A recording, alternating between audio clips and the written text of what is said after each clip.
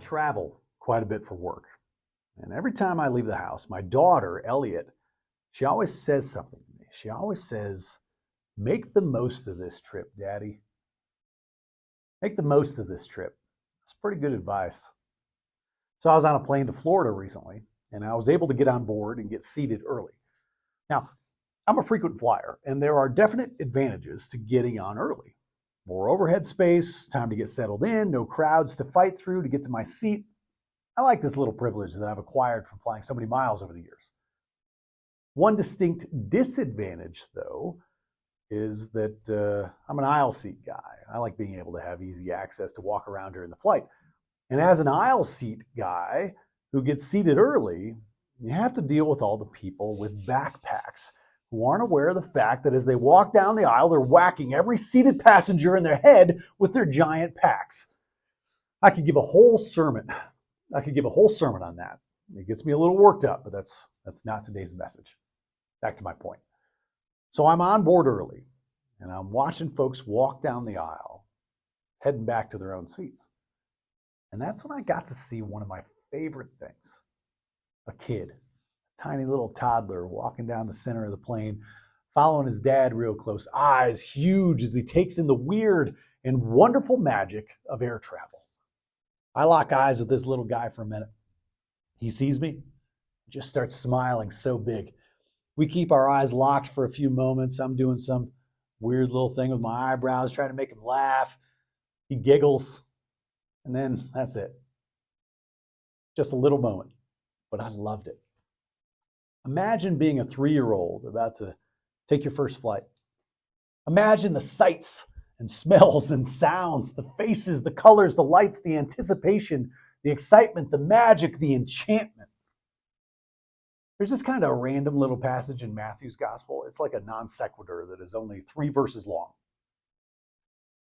Then people brought little children to Jesus for him to place his hands on and pray for them. But the disciples rebuked them. Jesus said, "Let the little children come to me and do not hinder them, for the kingdom of heaven belongs to such as these."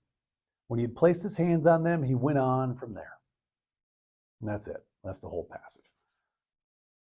When children approached Jesus, all his disciples first acted all appropriate, and they were all focused on the rules and the decorum. No children should approach this man. It's Jesus. Don't you know who this is? But Jesus is like, whoa, everybody, chill out. They're kids. Of course they can come close to me. Let me bless them and pray for them and show them that they're loved.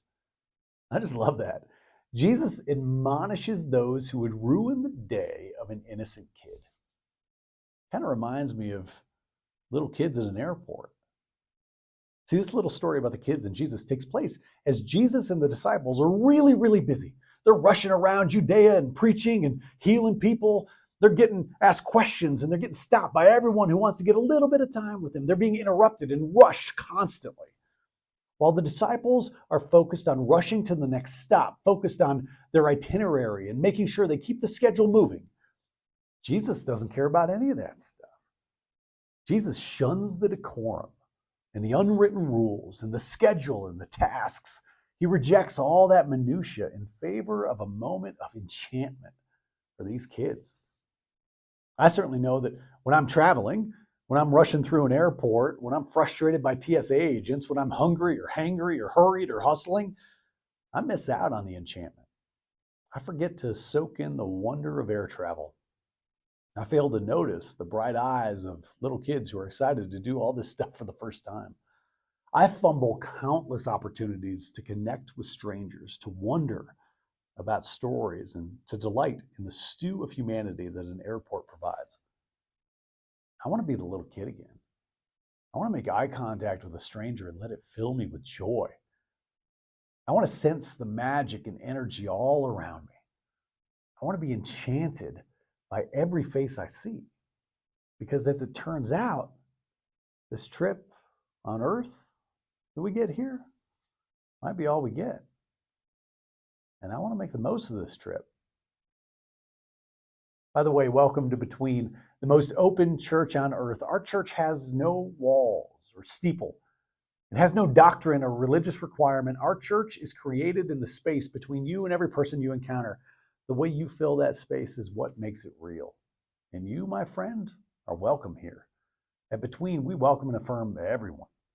We're so glad you're joining us. We find you to be enchanting. Will you join me in the spirit of prayer? Today I pray to be enchanted. God, help me to delight in the wonders of your creation. Help me to see the sparkle in the eyes of others. Help me to hear the music in their voices. Help me sense the possibility in their presence. God, take my eyes off my to-do list and turn my focus to the hearts of every person I encounter. Let me be enchanted again, God. Let me make the most of each moment I have here. Amen. Between is about you. Take this message into your life this week. Fill the space between you and every person you encounter with your divine light. My favorite church is the space between people. Now go with God's love and create the church between.